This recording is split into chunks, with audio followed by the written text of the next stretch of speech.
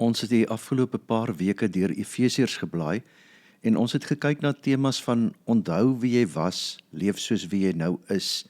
Jesus wat sy lewe in jou plek gegee het, daarom moet ons lewensingesteldheid vernuwe. Uiteindelik moet ons nie net vernuwe nie, daar moet 'n radikale verandering in ons lewens plaasvind en daarom moet ons lewens opbou en nie afbreek nie. Nou bring Paulus dieselfde beweging nog nader aan ons lywe. Hy kom pas dit toe op die intiemste verhouding wat 'n mens kan hê, die huwelik. En tog is daar nog 'n baie dieper betekenis. Ons lees uit Efesiërs 5 van vers 21 af. Wees onderdanig aan mekaar uit ontzag vir Christus. Vroue, wees onderdanig aan julle mans, soos aan die Here, omdat die man die hoof is van die vrou, soos Christus ook die hoof is van die kerk. Hy is verlosser van die liggaam. Maar soos die kerk onderdanig is aan Christus, so ook moet die vroue in alle opsigte aan hulle mans onderdanig wees. Mans, julle moet julle vroue lief hê, soos ook Christus die kerk lief gehad en homself ter wille van haar oorgegee het, sodat hy haar kon heilig, deurdat hy haar gereinig het deur die was met water en die woord. Dit het hy gedoen, sodat hy vir homself die kerk in heerlikheid daar kan stel, sonder vlek of rimpel of enigiets dergeliks, heilig en sonder smet. Net so is die mans verplig om hulle eie vroue, soos hulle eie liggame lief te hê. Wie sy eie vrou lief het, het homself lief. Niemand het nog ooit sy eie liggaam gehaat nie, inteendeel, hy voed en koester dit soos Christus sy kerk. Ons is immers lede van sy liggaam. Om hierdie rede sal 'n man sy vader en moeder verlaat en hom aan sy vrou verbind, en hulle twee sal een vlees wees. Hierdie geheimenis is groot. Ek sê dit met verwysing na Christus en die kerk. Maar dit geld ook vir een en almal van julle. Laat elkeen sy eie vrou lief hê, soos hy homself lief het, en laat die vrou haar man eerbiedig. Tot sover.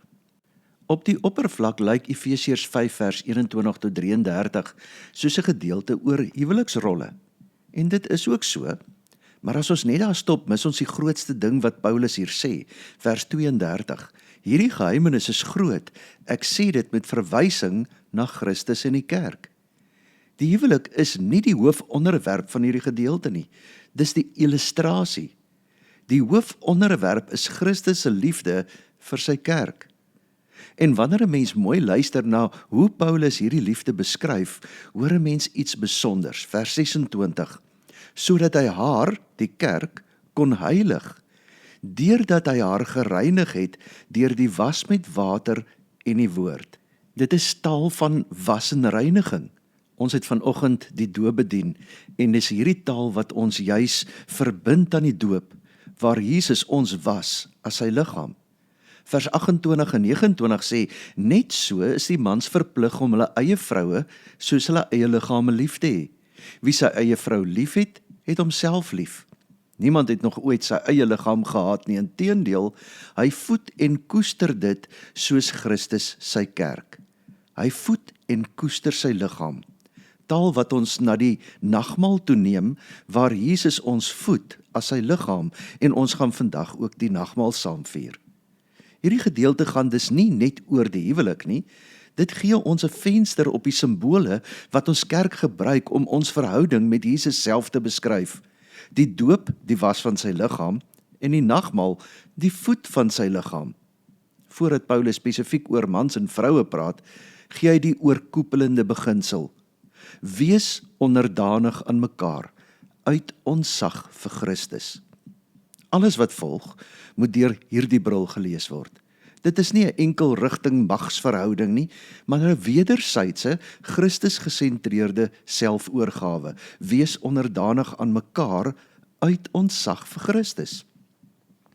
Wanneer Paulus dan vroue oproep om hulle mans onderdanig te wees, of om hulle mans te eerbiedig, soos die kerk vir Christus eerbiedig, plaas hy die huwelik binne 'n groter prentjie. Die kerk se verhouding, se verbintenis, se oorgawe aan Christus.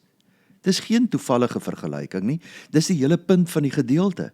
Die huwelik is bedoel om 'n klein, alledaagse venster te wees op 'n groot, ewige werklikheid. As die opdrag aan vroue is om onderdanig te wees, om te eerbiedig, is die opdrag aan mans dieper en duurder. Mans, julle moet julle vroue lief hê, soos ook Christus die kerk lief gehad het en homself ter wille van haar oorgegee het. Dit is nie 'n liefde as gevoel nie, maar liefde as selfoorgawe. Dieselfde liefde waarvan ons in Efesiërs 5 vers 2 gelees het. Christus wat homself oorgegee het as offer.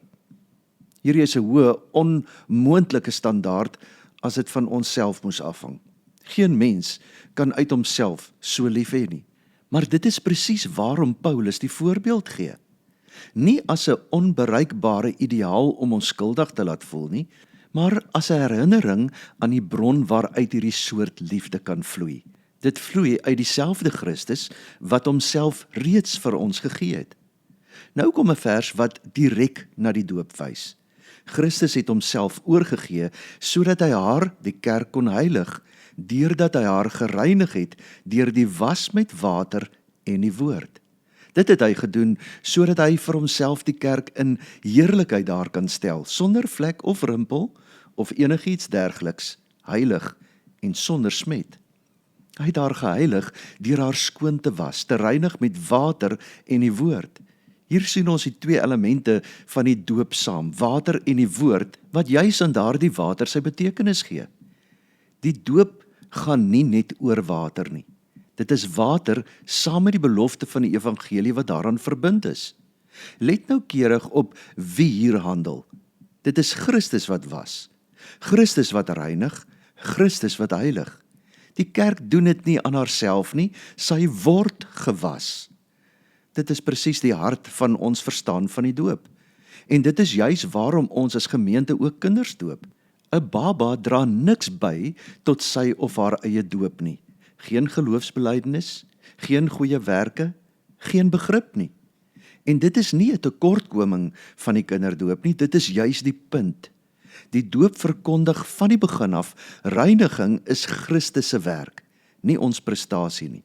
'n Baba wat gedoop word, is 'n lewendige preek van genade wat gegee word, sonder dat jy enigiets daarvoor gedoen het. Hy het haar, die kerk, gewas. Die kerk het haarself nie in sy bloed kom was nie. Net so min as wat 'n baba iets tot sy eie doop bygedra het, net so min het die kerk iets tot haar eie reiniging bygedra. Christus het gehandel, die kerk is die een wat gewas is. Die doop, of dit nou by 'n gelowige volwasse is, of aan 'n verbondskind bedien word, is altyd in die eerste plek 'n teken en seël van wat God doen, nie van wat ons doen nie. Selfs die ouers kon hulle baba nie vir die doop voorberei het nie. Hulle het vir Inai en Johannes mooi aangetrek, maar hulle kon hierdie babas nie geestelik gereed maak vir hierdie oomblik nie. Die doop is nie 'n beloning vir goeie ouers of 'n gelowige kind nie. Die doop gaan nie oor ons oorgawe nie. Die doop is 'n belofte van Christus se oorgawe aan jou, wat dan uiteindelik uitloop in jou geloof in Christus. Romeine 8 vers 1. Daar is dan nou geen veroordeling vir diegene wat in Christus Jesus is nie. Christus het jou gewas in jou doop toe jy nog absoluut niks daarvan kon verstaan nie en toe jy nog absoluut niks daarvan kon verdien nie.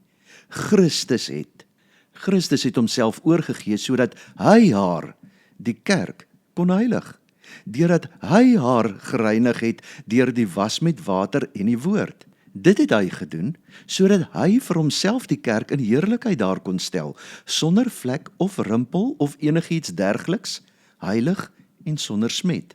Waarom was Christus sy kerk?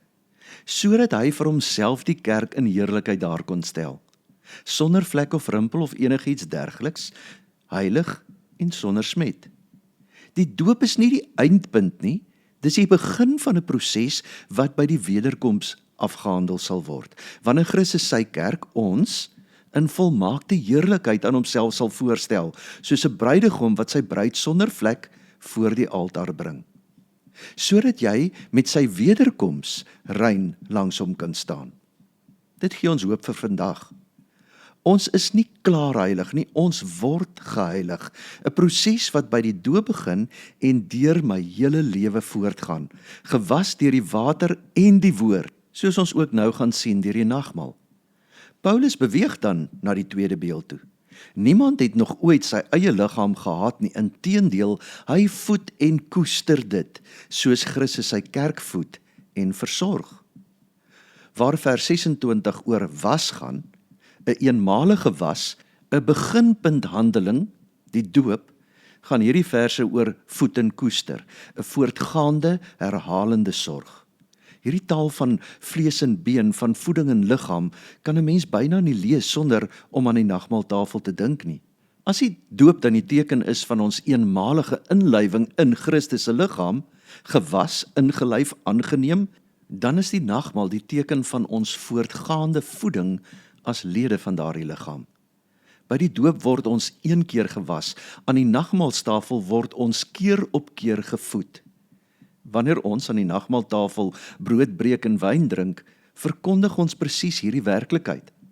Ons is nie net wettig aan Christus verbind nie, ons word deur hom onderhou, gevoed, gekoester, soos 'n liggaam wat voedsel ontvang om te kan lewe en groei. Die nagmaal is nie 'n blote herinnering aan 'n gebeurtenis lank gelede nie.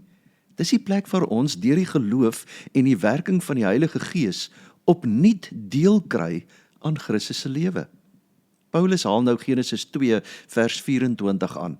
'n Man sal sy vader en moeder verlaat en sy vrou aanhang, en hulle twee sal een vlees wees. En dan sy verstommende gevolgtrekking.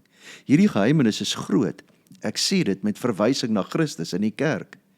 Die huweliksverbond van die begin van die skepping af was altyd 'n vooruitwysende prentjie van 'n groter verbond. Die onbreekbare, lewegewende verbintenis tussen Christus en sy volk. Dis waarom die huwelik in die skrif so heilig geag word, en waarom troue in die kerk nooit maar net 'n burgerlike kontrak is nie. Dit is 'n lewende gelykenis wat aan almal iets van die evangelie verkondig, elke keer wanneer twee mense voor God aan mekaar verbind word. Ons gemeente vier vanoggend die doop en die nagmaal. Dit is nie net twee seremonies nie. Hulle is albei tekens en seels van presies dieselfde evangelie wat Efesiërs 5 vandag geskilder het. Die doop verkondig, Christus het sy kerk gewas, gereinig, geheilig, sonder en voordat sy enigiets kon bydra. Net soos 'n baba niks tot sy of haar eie doop bydra nie. Die nagmaal verkondig, Christus voed en koester sy kerk voortdurend, soos 'n persoon wat sy liggaam voed, versorg en koester. En die huwelik is bedoel om hierdie hele evangelie elke dag opnuut voor die wêreld uit te leef. 'n Liefde wat was, vergewe, skoonmaak, wat voed, wat homself gee, wat nie opgee nie. Of jy getroud is of nie, gedoop is as baba of as gelowige volwassene, gereeld aan die nagmaaltafel kom brood breek of nog moet leer om dit reg te verstaan, die boodskap bly dieselfde. Christus het jou lief. Hy het homself vir jou gegee. Hy was jou en hy voed jou tot op die dag wanneer hy jou heilig, skoon en sonder smet, sonder sonde aan homself sal voorstel. Jy is baie welkom nou saam met ons die nagmaal te gebruik. Wanneer ons die brood eet, dink ons daaraan dat Jesus vir ons aan die kruis gesterf het en glo ons dat hy al ons sondes weggevat het. Kom ons eet die brood. Kom ons neem die wyn. Wanneer ons die wyn drink, dink ons daaraan dat Jesus se bloed vir ons aan die kruis gevloei het en glo ons dat hy al ons sondes weggevat het. Kom ons gebruik die wyn. Vader, dankie dat U ons, U kerk, so onverdiend liefhet. Dat Christus homself oorgegee het om ons te was en te heilig, lank voordat ons iets kon bydra. Dankie vir die doop, wat hierdie genade so treffend verkondig. Dat U eerste na ons uitreik, selfs na ons kinders, voordat hulle self kon glo of verstaan. Dankie ook vir die nagmaal, waar ons keer op keer herinner en gevoed word, dat ons lede is van Christus se liggaam.